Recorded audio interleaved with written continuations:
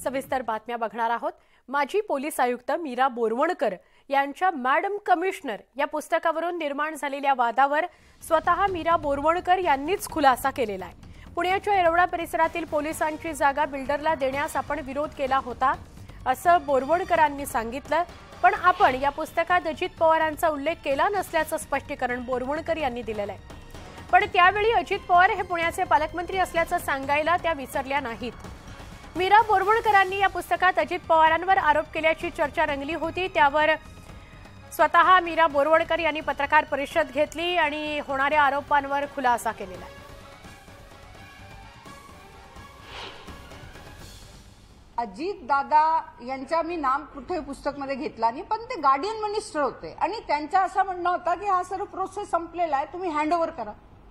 मला असं वाटलं की माझे अगोदरचे कमिशनर त्यांनी जर मीटिंग्स अटेंड केलेले आहेत, ह्या प्रोसेसमध्ये जर ते इन्व्हॉल्व होते तर का देऊन गेले नाही, त्यांनी का हँडओव्हर केलं नाही, मलाच असं का सांगण्यात येतं।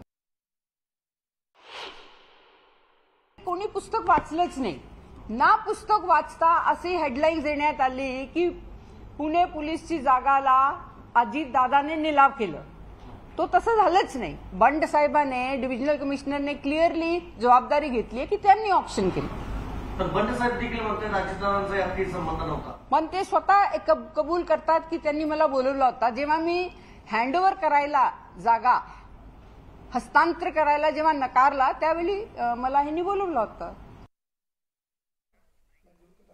महत्वाची बातमी आहे, अखेर शिवसेनेच्या दसरा मेळाव्याचं ठिकाण ठरलं।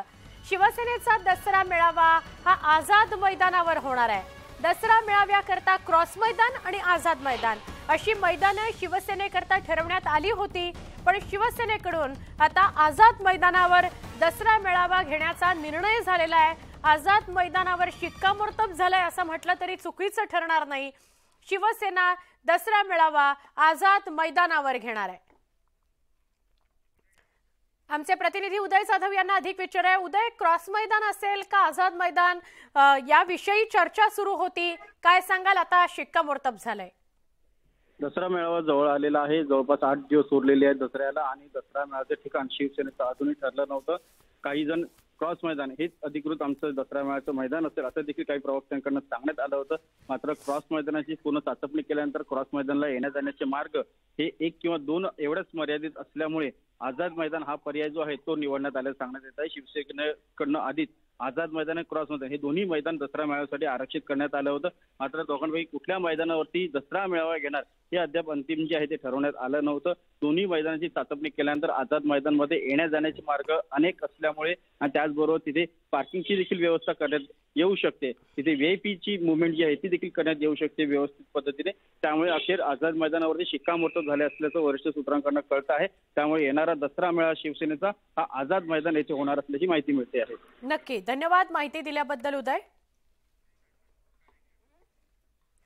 मविया सरकारमध्ये असताना उद्धव ठाकरे मविया सोबतची युती तोडून भाजप सोबत जाण्याकरता तयार होते असा दावा दीपक केसरकरांनी केलाय। केसरकरांच्या दाव्यामुळे राजकीय वर्तुळात चर्चा रंगली आहे। पाहुयात या संदर्भातला स्पेशल रिपोर्ट। मुंबईत आल्याबरोबर 15 दिवसाच्या आत युती पुनर्प्रस्थापित होणार होती। केसरकर मी हे सांगणं हे हास्यास्पद आहे। नरेंद्र मोदी साहेब दिल्लीमध्ये आणि एकनाथ शिंदे साहेब महाराष्ट्रामध्ये हे त्यांचं टार्गेट आहे, काही करून त्यांची बदनामी करायची। बाळासाहेब ठाकरेंचं वाक्य आहे, बाडगा असतो ना बाडगा, ते जरा मोठ्याने बांग होते।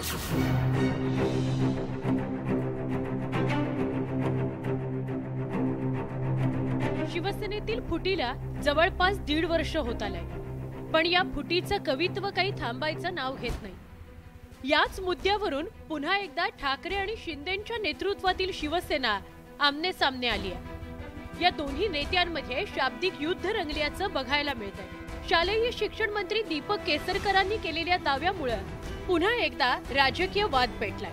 मी स्वतः त्याच्यामध्ये मध्यस्थी केलेली होती आणि त्याच्यामुळे मला 100% माहिती आहे की मुंबईत आल्याबरोबर 15 दिवसाच्या आत युती पुनर्प्रस्थापित होणार होती। वेळ मागून घेण्यात आला आणि त्याच्यामध्ये कोण खलनायक होता हे आम्हाला कळलं नाही। केसरकरांच्या या दाव्यावर शिवसेना उद्धव बाळासाहेब ठाकरे पक्षाच्या नेत्यांनी जोरदार पलटवार केलाय। उद्धव ठाकरे दिल्लीवरनं आले आणि सरळ केसरकरांच्याच घरी गेले वाटतं सांगायला की काय झालं ते बोलण्याला. केसरकर मी हे सांगणं हे हास्यास्पद आहे. आता काय झालंय, त्यांच्याकडे मंत्रिमंडळाचं खातेवाटप झालेलं नाहीये.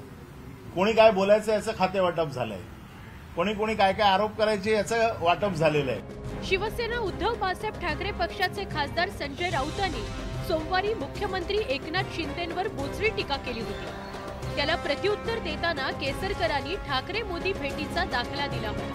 भारतीय जनता पार्टी के लोग जितने मोदी मुद्दे नहीं कहते उतने लोग कर रहे हैं. अजित पवार, एकनाथ शिंदे जी, बाळासाहेब ठाकरे नेहमी म्हणायचे, एक बाळासाहेब ठाकरेंचं वाक्य आहे, बाडगा असतो ना बाडगा, तो जरा मोठ्याने बांग देतो. संजय राऊतांची ही टीका सत्ताधाऱ्यांच्या चांगली जिव्हारी लागली आहे. शालेय शिक्षण मंत्री केसरकरांपाठोपाठ उद्योग मंत्र्यांनीही राऊतांवर जोरदार निशाणा साधलाय. नरेंद्र मोदी साहेब दिल्लीमध्ये आणि एकनाथ शिंदे साहेब महाराष्ट्रामध्ये हे त्यांचं टार्गेट आहे. काही करून त्यांची बदनामी करायची, त्यांची अवहेलना करायची, जनतेसमोर खोटं नाटं सांगायचं, बदनामी करायची. हा एक उद्योग रोज सकाळी सुरू होतो. राज्यात महाविकास आघाडीचं सरकार असताना तत्कालीन मुख्यमंत्री उद्धव ठाकरेंनी दिल्ली दौरा केला होता. त्यावेळी तत्कालीन उपमुख्यमंत्री अजित पवार आणि काँग्रेस नेते अशोक चव्हाणही त्यांच्या सोबत होते. पण ठाकरेंनी दिल्लीत पंतप्रधान नरेंद्र मोदींची स्वतंत्र भेट घेतली होती. त्यावेळी मोदी आणि ठाकरेंमध्ये जवळपास 1 तास बंद दाराआड चर्चा झाली होती. त्या बैठकीचा तपशील काही बाहेर आला नव्हता.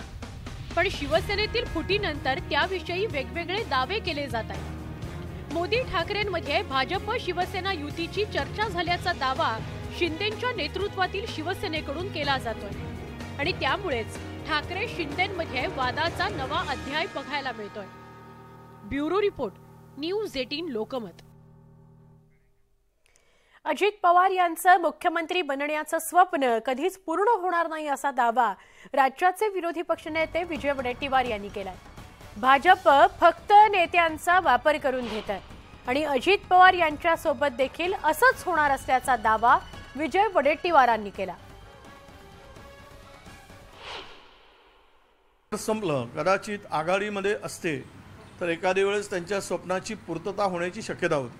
भारतीय जनता पक्षाची पद्धत आहे, वापरा आणि फेका, यूज अँड थ्रो. तर अजित पवारजींचं कधी यूज आणि कधी थ्रो करायचं हे भाजपाने वेळापत्रक तयार केलेलं आहे. त्यामुळे त्यांचे स्वप्न ही केवळ स्वप्न ठरणार, ते कधीही मुख्यमंत्री होऊ शकत नाहीत, हे मात्र निश्चित आहे. पितृपक्ष संपल्यानंतर आता राज्य मंत्रिमंडळाच्या विस्ताराची चर्चा सुरू झाली आहे.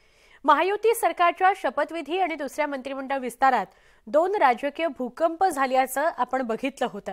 आता तिसऱ्या मंत्रिमंडळ विस्तारातही राज्यात मोठा राजकीय धमाका होणार आहे असं बोललं जात आहे. तिसऱ्या मंत्रिमंडळ विस्तारात मोठा धमाका. शरद पवार गटाचे नेते महायुतीत येणार. मंत्री शंभूराज देसाईंचं मोठं भाकीत. विस्ताराआधीच दावे प्रतिदाव्यांना ऊत.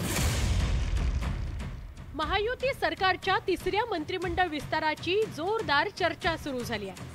या चर्चेला राज्याचे उत्पादन शुल्क मंत्री शंभूराज देसाईंनी आणखी बळ देण्याचा प्रयत्न केलाय.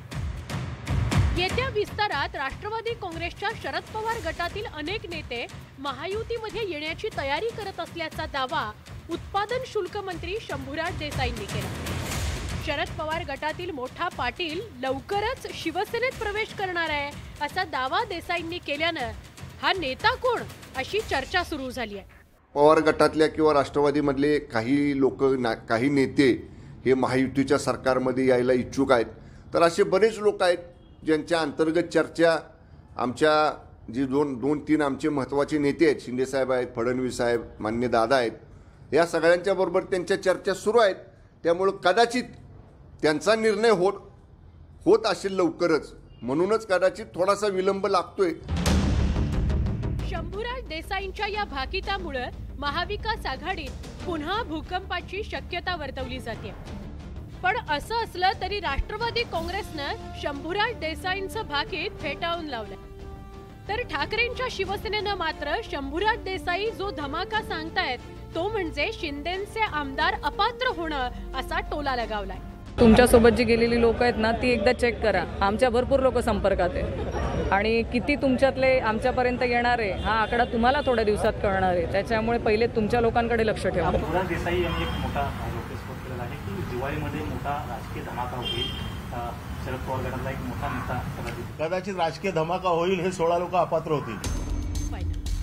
एकंदरीतच लांबलेल्या मंत्रिमंडळ विस्ताराला आता उशिरा का होईना मुहूर्त मिळण्याची शक्यता आहे। पण त्यातच आता सत्ताधारी नेते महाविकास आघाडीत पुन्हा फुटीचा दावा करत नव्या चर्चेला तोंड फोडताना दिसत आहेत। यामुळे सत्ताधाऱ्यांचे हे दावे खरे ठरतात की केवळ चर्चा हे प्रत्यक्ष विस्तारानंतरच कळू शकणार आहे। पण सध्या तरी दावे प्रतिदाव्यांमुळे महाराष्ट्रातील राजकारण तापल्याचं बघायला मिळतं। Bureau report, news 18 Lokmat.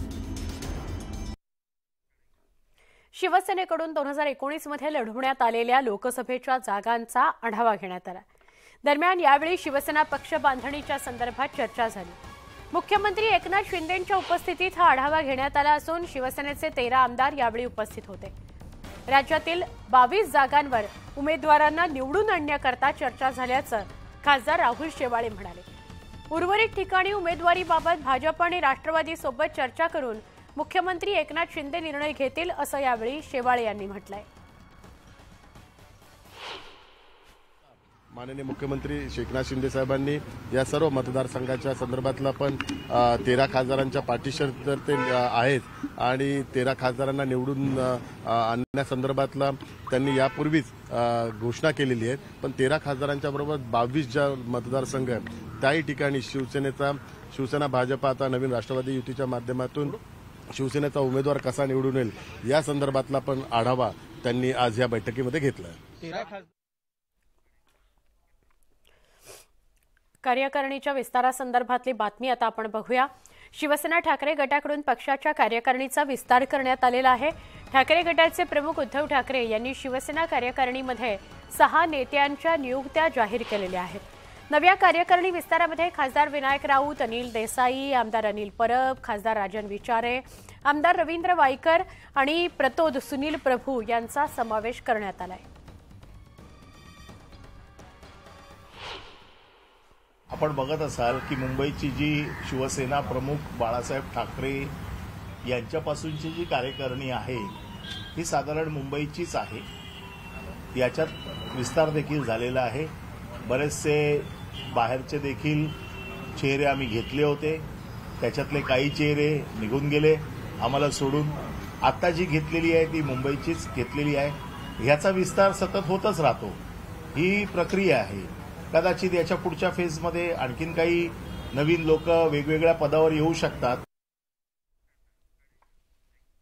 एक छोटासा ब्रेक। महाराष्ट्राची खबरबातमध्ये अजून काही बातम्यांसाठी काही क्षणात पुन्हा भेटूया।